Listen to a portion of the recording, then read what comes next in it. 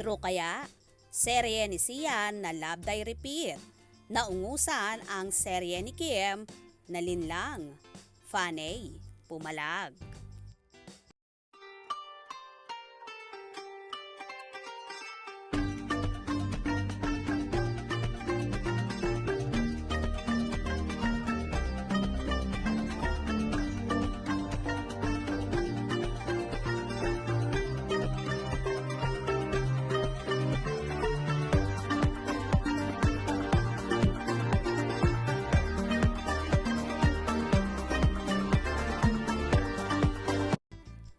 Marami nga ang pumalag na fanay ng kapamilya star na si Kim Chiu tungkol sa naisulat ng isang site na naungusan daw ng serye ng ex-nobyo ni Kim na si Sian Lim na Love Die Repeat, ang serye ni Kimi na Linlang. Naayon sa site na ito, panalo sa unang pagkakataon ang hashtag Love Die Repeat laban sa hashtag Linlang.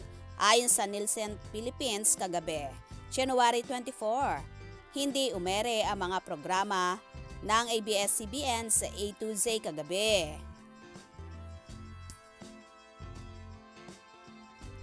Sa naturang post na yon ay sinasabi na pumalo sa 7.9% ang rating ng Love Die Repeat, while ang Linlang naman ay pumalo rin sa 7.8%. Marami naman ang pumalag at nag-react. Hindi sila naniniwala sa naisulat na ito. Narito at ating silipin ang kanilang mga hanash at naging komento.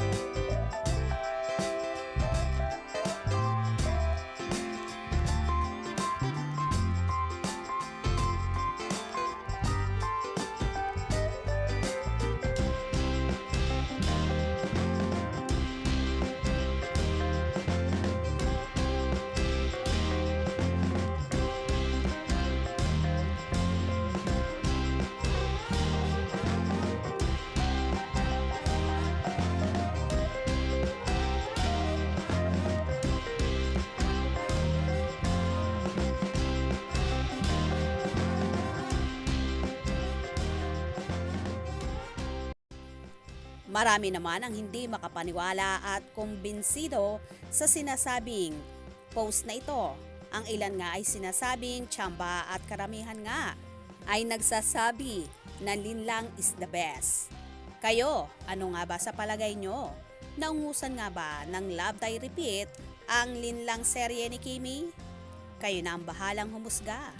Kaya naman tumutok at wag na wag pahuhuli sa mga maiinit na kaganapan. Anong inyong magiging reaction sa bidyong ito? Comment below.